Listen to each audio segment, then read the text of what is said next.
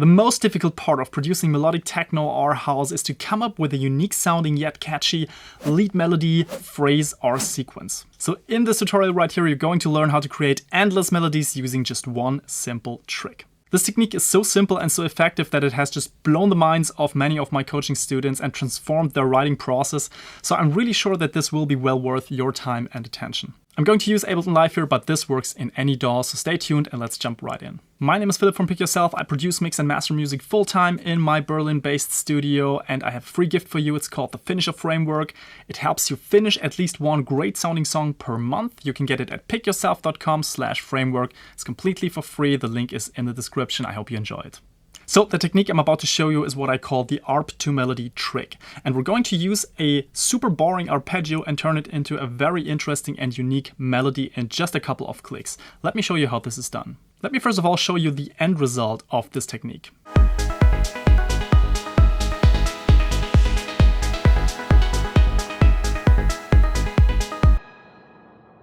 Now, as you can probably tell, this is a complex sounding, rich, unique, textured, nice sounding melody, and it's not something that you would think is possible to do in a couple of minutes.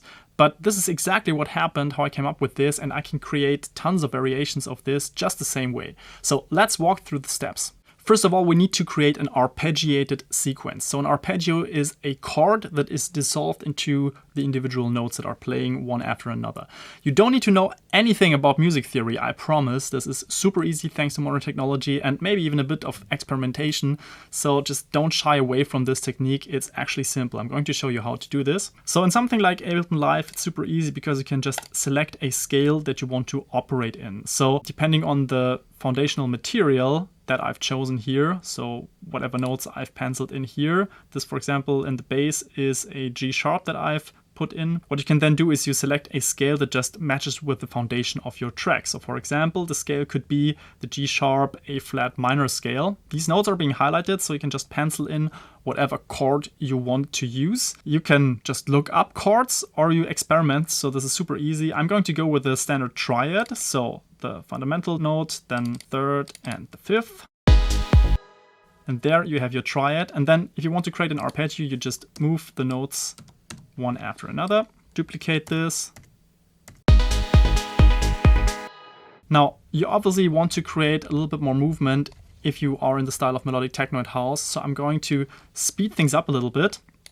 So I'm going to move it here, here, here, and then duplicate this once again and put the last note here again. And it sounds like this.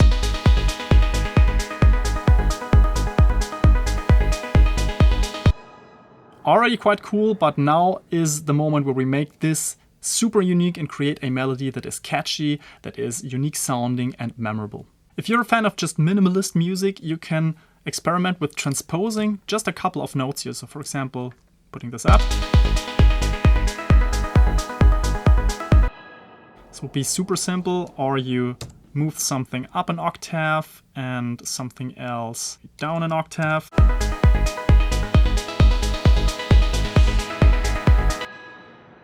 This would be the easiest way of doing this, but I personally like to make it a bit more rich sounding, a bit more complex, and so this is level 2 of this technique. So my favorite way of using this technique is to duplicate the part first of all, make it longer. You can even duplicate this again and again if you want a super complex sequence.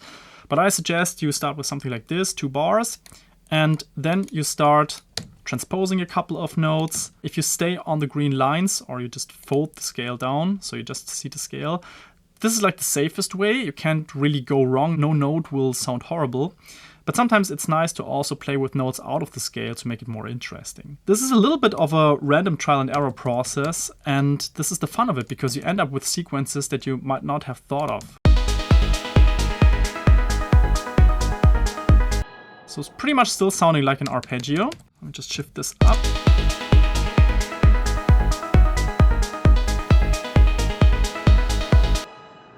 And this allows you now to curate. So this is sounding a bit too busy, a bit too strange maybe, and it's time to boil things down and actually reduce the complexity once again to end up with something more catchy. Just take away some of the notes, make other notes longer, and also leave a couple of breaks in between to make it rhythmically more interesting.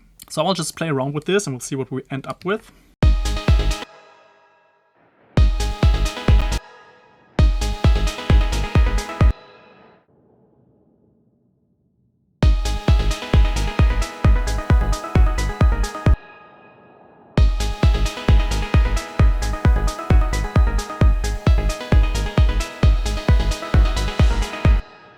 And now it's up to taste, like how much do you want to reduce, how much do you want to keep in. We can go super minimalist or even more complex again.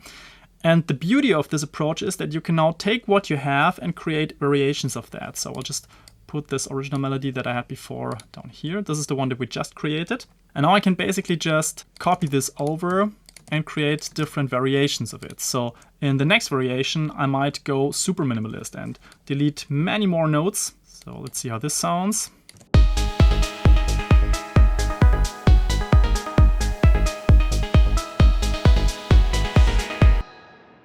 So you get the idea.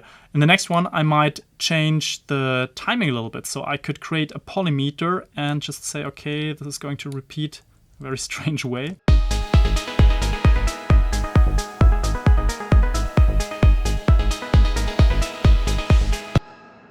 And then again and again, you can also duplicate this one, change it up again, make a few notes higher. So you get the idea. You get endless variations of this, and in the end, you are the curator of the whole process, and you can decide which specific sequence you like the most. And you can also use some of the other sequences in different parts of your arrangement to, for example, foreshadow and give an idea of what's about to come. So this is a really cool technique. I like it a lot. It has transformed my personal writing process and the ones of my coaching students for sure. No one struggles with writing melodies anymore after learning about this approach. And it's just about practice and trying this out. Now, if the sequences that I've shown you are still a little bit too complex for you and you want something super catchy, I have a pro tip for you. Sometimes you stumble upon little snippets in the sequence that you've created that just sound very unique. And let me show you one that I came up with.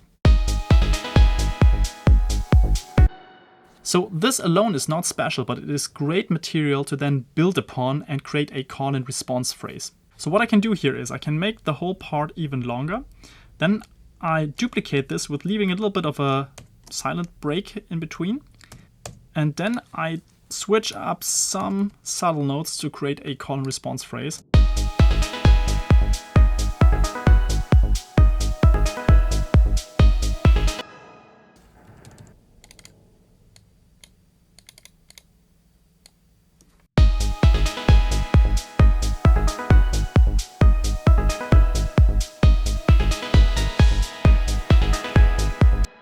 So this might not be perfect, but you still get the idea. This can turn into a really interesting call and response pattern for especially melodic techno and house.